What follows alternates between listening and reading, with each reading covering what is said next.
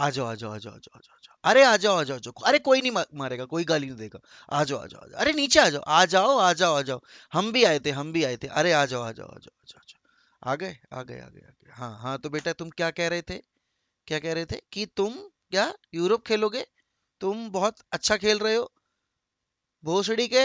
हम भी पेले गए थे, तुम भी पेले जाओगे, समझे?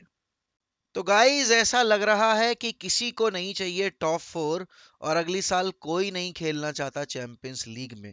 बट आज रात चैंपियंस लीग वापस आ रही है और हम खेलने वाले हैं और हम जीतने वाले हैं। हम जीतने वाले हैं आज का ये गेम। नहीं नहीं नहीं नहीं नहीं नहीं, हम चैंपियंस लीग में नहीं खेलने वाले हैं। हम खेलने वाले हैं प्रैक्टिस पिच पे, क्योंकि आपको शाम के टाइम जरूर फोटो मिलेंगी विनिंग टीम की। क्योंकि हम कहीं जीते ना जीते, लेकिन हम ट्रेनिंग पिच पे जीतते ही जीतते हैं। और आज शाम में आप शर्त लगा लीजिए कि आज शाम में ये फोटोज निकलेंगी द विनिंग टीम।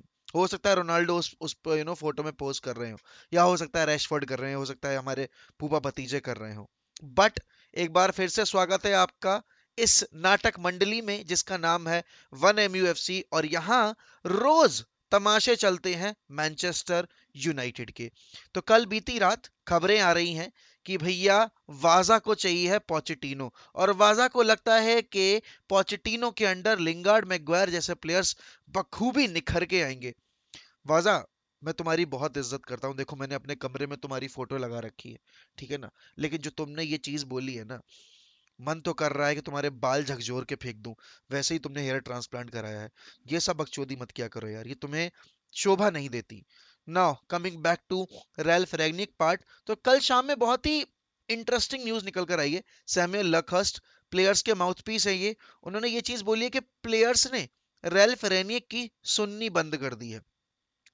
अब एक चीज मुझे ये बताओ कि भैया हर बार एक मैनेजर ही क्यों सफर करता है? हर बार जब टीम खराब खेलती है, हर बार जब टीम मैच नहीं जीतती है, तो मैनेजर को ही क्यों गाली पड़ती है? कल बीती रात क्रिस्टल पैलेस ने आर्सेनल का पजामा फाड़ के उनका बिना थूक लगा के चीरहरण कर दिया।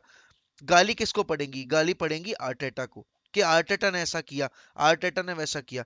ये दुनिया कितनी बदल गई है ना। पहले के टाइम में हम प्लेयर्स पे ब्लेम डालते थे कि प्लेयर्स कैरेक्टर शो नहीं कर रहे, प्लेयर्स अपना स्टैंडर्ड अप नहीं कर रहे। बट आज के टाइम में एवरीथिंग इज सो इजी कि क्योंकि प्लेयर्स को आप इतने वेजेस दे रहे हो, उनको गलत पोर्ट्रे करोगे तो फैन बेस का सोच के फिर किस बेसिस पे वेजेस दिए थे। तो आसान क्या है कि मैनेजर को बुरा बना दो क्राउड की नजरों में। अब यहाँ पे यूनाइटेड का ड्रेसिंग रूम बट चुका है।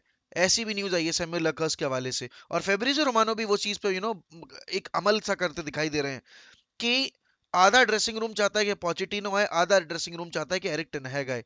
अब पता है ये क्यों हो रहा है? क्योंकि इससे मीडिया इंटरेक्शन आ रही है, इससे मीडिया में आप व्यूज जनरेट करो, इससे आपकी सोशल मीडिया जो बूस्ट है वो जनरेट हो रहा है। तो यूनाइटेड की भाई चांदी चांदी है। अब आप देखो कि इतना अटेंशन मिल रहा है यूनाइटेड की वजह से पोचेटिनो और एरिक टेन हैग को, और खुद यूनाइटेड को, कि उनकी सोशल मीडिया आउटरीच बूस्ट कर चुकी है नेक्स्ट लेवल पे।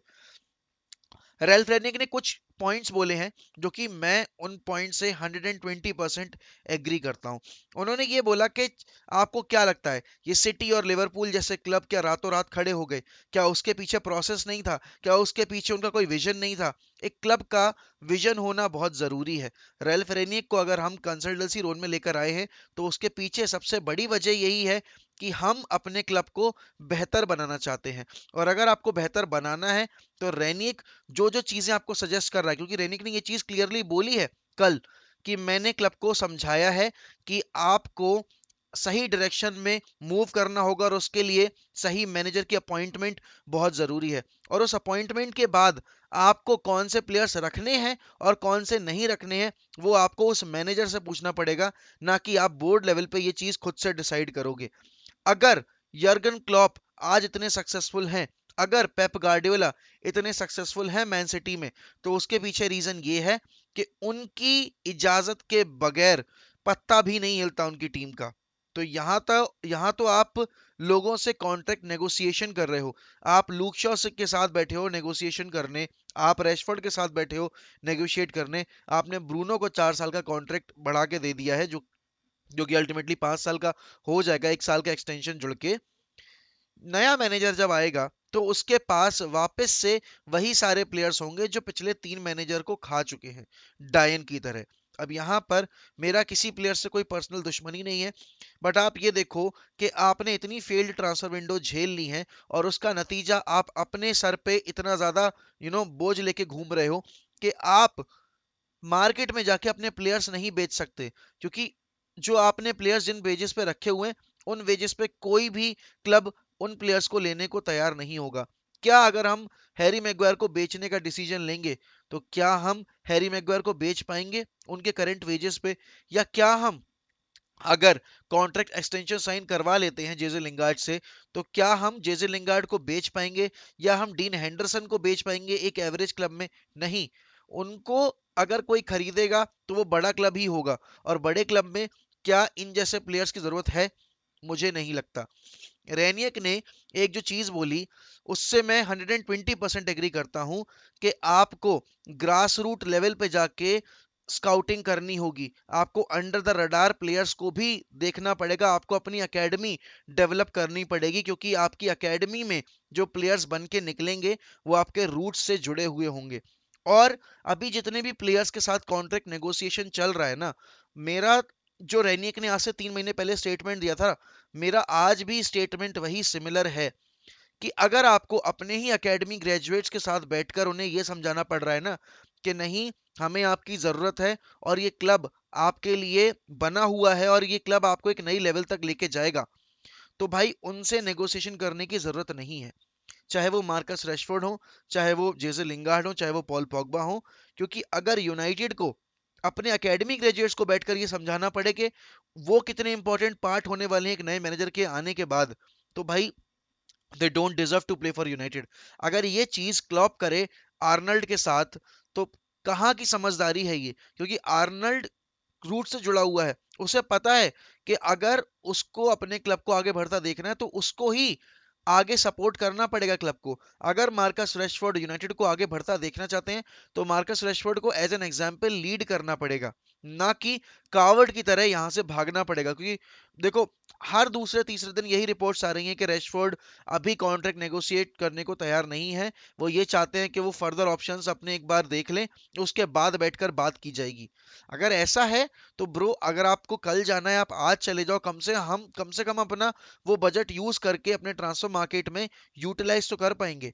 और दूसरी चीज ये है कि अभी भी देखो, फेब्रिजो रोमानो हर दूसरे दिन एक ही चीज ट्वीट कर रहे हैं कि आज एरिक टेन हैग आगे हो गए हैं, आज पोचेटिनो आगे हो गए हैं। आगे चाहे कोई भी चल रहा हो, बट लास्ट डिसीजन आपको हाल फिलहाल सुनने नहीं मिलेगा, और ये तय बात है। क्योंकि आप अभी हर 2 घंटे में सिमिलर न्यूज पढ़ रहे हो और उस सिमिलर न्यूज के बाद हर 2 घंटे में एक नया ट्वीट आता है कि अब रेस में ये आ गया, और डिफरेंट डिफरेंट जर्नलिस्ट की तरफ से। इवन फेब्रिजो रोमानो एक तरफ कह रहे हैं कि Erik ten Hag is the leading candidate, but साथ ही साथ वो ये कह रहे हैं कि पोचेटिनो के केस में अभी भी यूनाइटेड ने हाथ खड़े नहीं किए हैं, they are still trying to negotiate. और पोचेटिनो अगर जाएंगे तो पीएसजी उनके रास्ते में नहीं खड़ी होगी। ये मैं चौथे दिन में तीसरी बार न्यूज उनके अकाउंट पे पढ़ रहा हूँ। तो यार पोचेटिनो भैया, सॉरी पोचेटिनो कह रहा हूँ मैं, फेब्रिजियो भैया, थोड़ी तो अपनी बेशर्मी की चादर कम करो।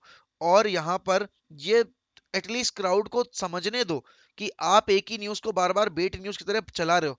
पता है मुझे, जो आपका धंधा है वही हमारा धंधा है, अगर हम कंटेंट नहीं बनाएंगे तो हमारा भी घर नहीं चलेगा।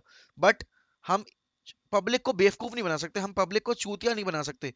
अगर आपके हाथ में वो अथॉरिटी है तो आप उस अथॉरिटी का अच्छे से यूज करो। अब यहाँ पर आर्सेनल ने कल रात अपने पॉइंट्स ड्रॉप कर दिए हैं।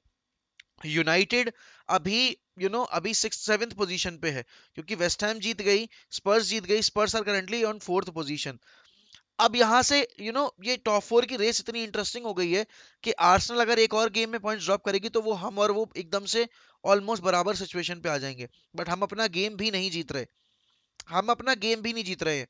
तो यहाँ पर यूनाइटेड को भाई सीधी साफ बात समझनी पड़ेगी कि वो किसी के सहारे नहीं बैठ सकते। अगर उनको अगली साल चैंपियंस लीग खेलनी है तो उनको खुद में आगे जाकर सारे गेम्स जीतने पड़ेंगे। जो गलती उन्होंने कर दी अभी पिछली रात, वो गलती वो दोबारा रिपीट नहीं कर सकते। क्योंकि आप अगर दूसरे के भरोसे बैठे रहोगे तो आप फिर सबके आगे हाथ जोड़ते घूमोगे कि भाई तुम अपने पॉइंट्स ड्रॉप करो, तुम अपने पॉइंट्स ड्रॉप करो। अगर चैंपियंस लीग खेलनी है तो खुद अपने पॉइंट्स जीतो और तब जाके क्वालिफाई करोगे। मुझे नहीं पता आगे आने वाले टाइम में कितना ड्रामा होने वाला है मैनेजर को लेके, और कितना ड्रामा होने वाला है इन कॉन्ट्रैक्ट नेगोशिएशन को लेके। बट मुझे एक बात पता है कि यूनाइटेड हाल फिलहाल तो कोई अपॉइंटमेंट नहीं करने वाली, और ये तय है। और अगर ये प्लेयर्स रेनियर के अगेंस्ट खड़े हुए हैं, तो भाई दिस इज हाई टाइम जब बोर्ड इनको इनकी औकात दिखाए और इन प्लेयर्स को ये समझाए कि अब बहुत हुए तमाशी, ठीक है ना, बहुत हुए तमाशे, तुम्हारी माँ का चोद है।